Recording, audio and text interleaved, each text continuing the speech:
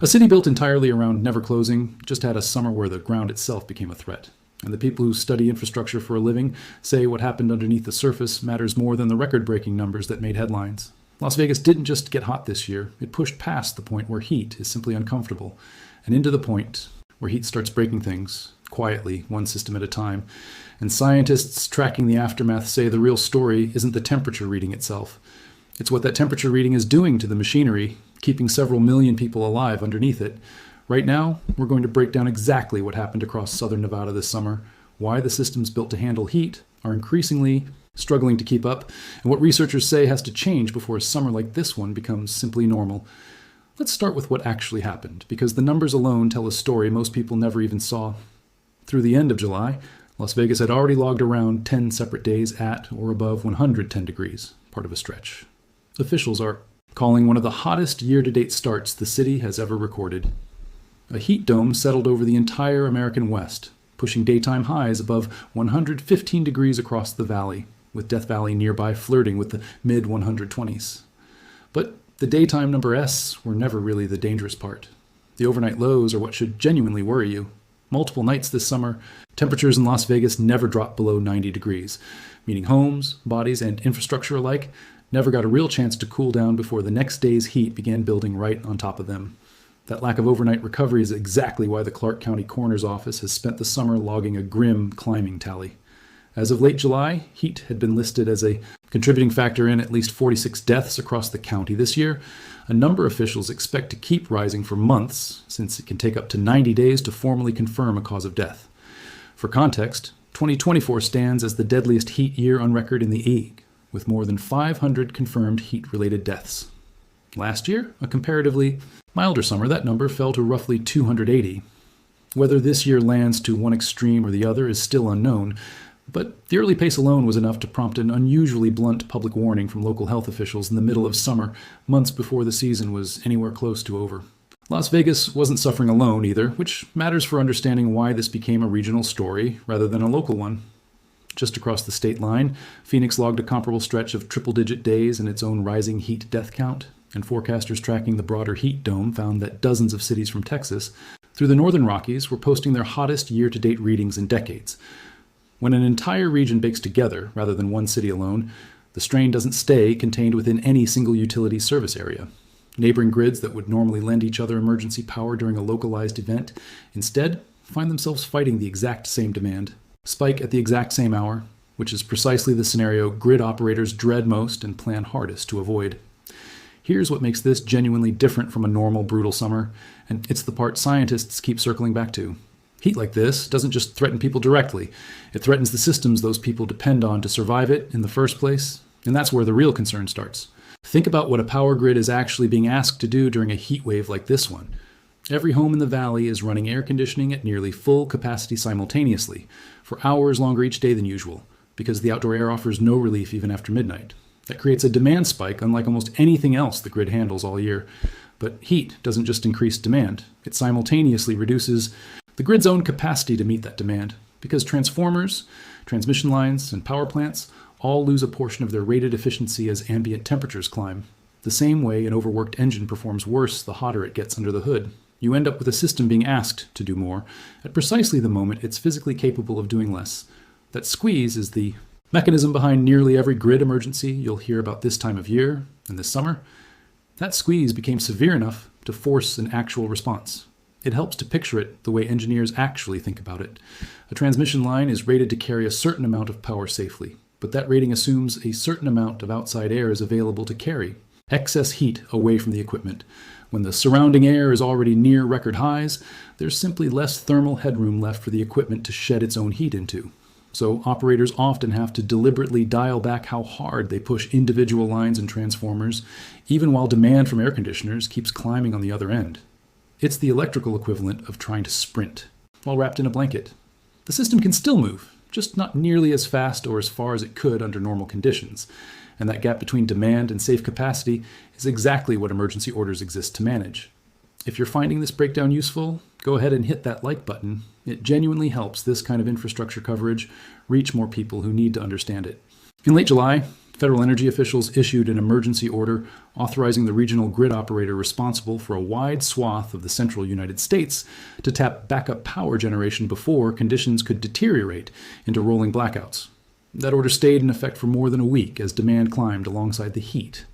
It's a narrow technical sounding action, but the underlying message from grid regulators has been anything but narrow.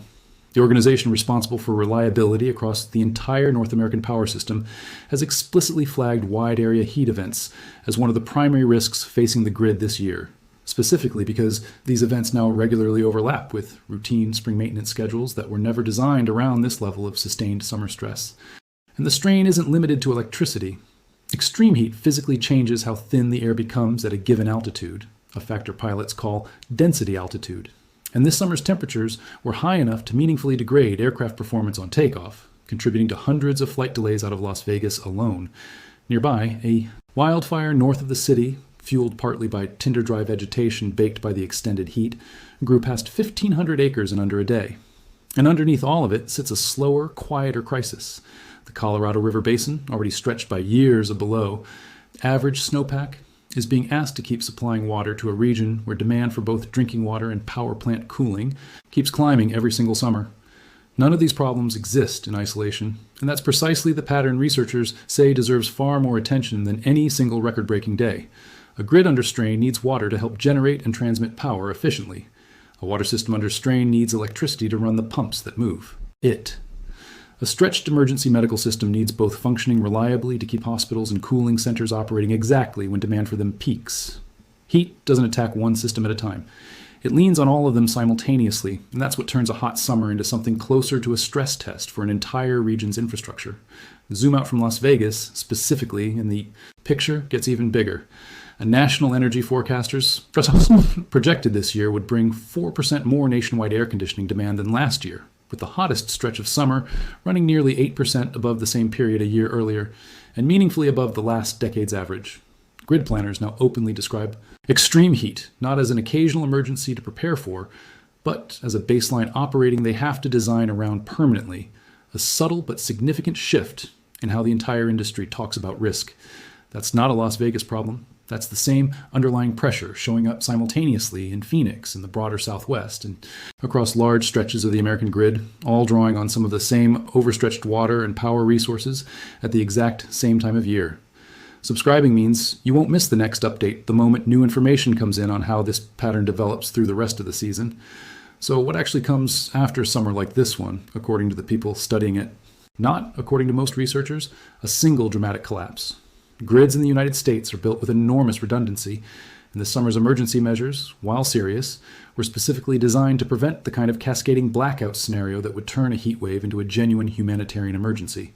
What has scientists genuinely concerned instead is slower and, in some ways, harder to fix. It's the accumulation. Every summer that pushes cooling demand higher, every winter that fails to rebuild mountain snowpack, every wildfire that stresses transmission corridors, and every emergency order that becomes just a little more routine, all stacking on top of infrastructure that was largely designed decades ago around a climate that no longer exists in the same form. Engineers can build bigger transformers and utilities can request emergency generation, but the underlying trend those responses are reacting to isn't away on its own. And researchers tracking it say the gap between how fast infrastructure adapts and how fast conditions are shifting is the real thing worth watching. There's also a human dimension to this that easily gets lost in grid terminology and temperature charts. A meaningful share of this year's heat deaths in Clark County involved people experiencing homelessness or living without reliable access to air conditioning, populations for whom an emergency generation order or a resilient transmission grid offers no direct protection at all. Cooling centers exist across the valley specifically to close that gap, yet surveys conducted this year found that roughly half of Nevadans didn't even know these facilities were available to them. That's not a technical failure. That's a communication failure sitting right alongside the engineering one, and it's arguably the more solvable of the two. If you're anywhere in a region dealing with extended extreme heat this season, the practical guidance from public health officials remains consistent and worth repeating. Check on elderly neighbors and anyone living alone, especially overnight when temperatures should be dropping and increasingly aren't. Know where your nearest cooling center is before you need it, not after.